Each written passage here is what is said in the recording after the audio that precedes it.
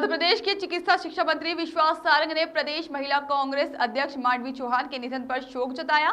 मंत्री सारंग ने कहा है कि दुखद समाचार है, प्रदेश महिला कांग्रेस अध्यक्ष मांडवी चौहान का निधन हो गया है। मैं ईश्वर से प्रार्थना करता हूं कि उनकी आत्मा को शांति मिले और परिजनों को गहन दुख सहन करने की हिम्मत दे।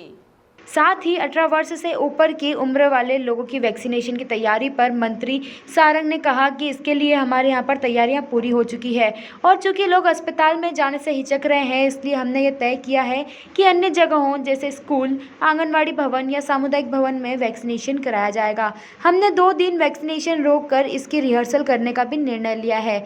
इसकी आज तैयारी होगी और कल इसके लिए एक मॉक ड्रिल भी की जाएगी।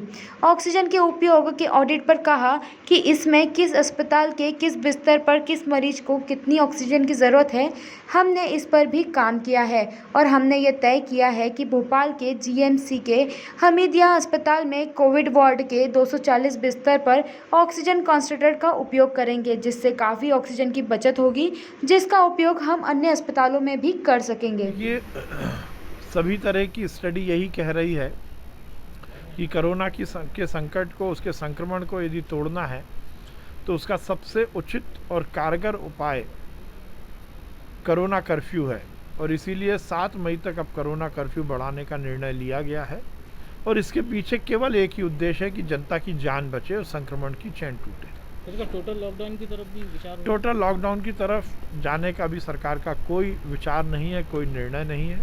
कोरोना कर्फ्यू जनता के द्वारा अनुशासित हम स्वयं लागू करें, इसी की ओर सरकार का जोर है होगी, जो कि हमारे यहाँ हम आईसीयू बिस्तर को बढ़ाने में उपयोग कर सकते हैं। उसके साथ ही हमने निर्णय लिया है कि हम प्रदेश में सभी मरीजों का पेशेंट ट्रीटमेंट ऑडिट करेंगे और उसके माध्यम से क्या कुछ पेशेंट में इन दिनों में किन दवाइयों का क्या असर हुआ है और क्या प्रोटोकॉल में परिवर्तन किया जा सकता है, इसको लेकर भी रिसर्च होगी। प्रत्येक मरीज का पेशेंट ट्रीटमेंट ऑडिट ये देश में पहली बार हम शुरू कर रहे हैं। सर, 1 तारीख से हमारे यहाँ पूरी तैयारियां हो गई हैं, क्योंकि अस्पतालों में लोगों को जाने में थोड़ी हिचक है और वैसे भी अस्पताल में संक्रमण का भी खतरा रहता है। इसलिए हमने ये निश्चित किया है कि हम और स्थानों को सेशन के रूप में उपयोग करेंगे, वहाँ पर स्थल बनाएंगे, जैसे स्कूल हैं, आंगनवाड़ी हैं या कोई सामुदायिक भवन है। और उसके साथ साथ 2 दिन अभी हमने वैक्सीनेशन प्रोग्राम को रोककर इसकी पूरी रिहर्सल करने का निर्णय लिया है, पूरी तैयारी करने का निर्णय लिया है। आज जो वैकल्पिक स्थान हमने चयन किए हैं वहाँ पर तैयारी होगी और कल इसकी मॉक ड्रिल होगी। जिस प्रकार से वैक्सीनेशन कार्यक्रम शुरू होने के पहले मॉक ड्रिल हुई थी, इसी तरह कल भी मॉक ड्रिल होगी और फिर 1 तारीख से इसकी शुरुआत होगी। इतने ज़्यादा युवाओं का रिस्पांस मिल रहा है कि वो बार-बार ट्रेस हो रही है साइड, तो आप लोगों की अपील? देखिए, मैं नरेंद्र मोदी जी को बहुत बधाई दूंगा।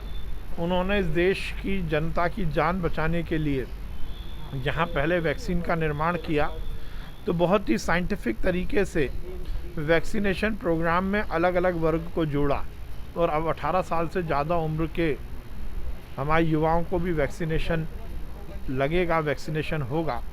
उसके रजिस्ट्रेशन शुरू हो गए हैं।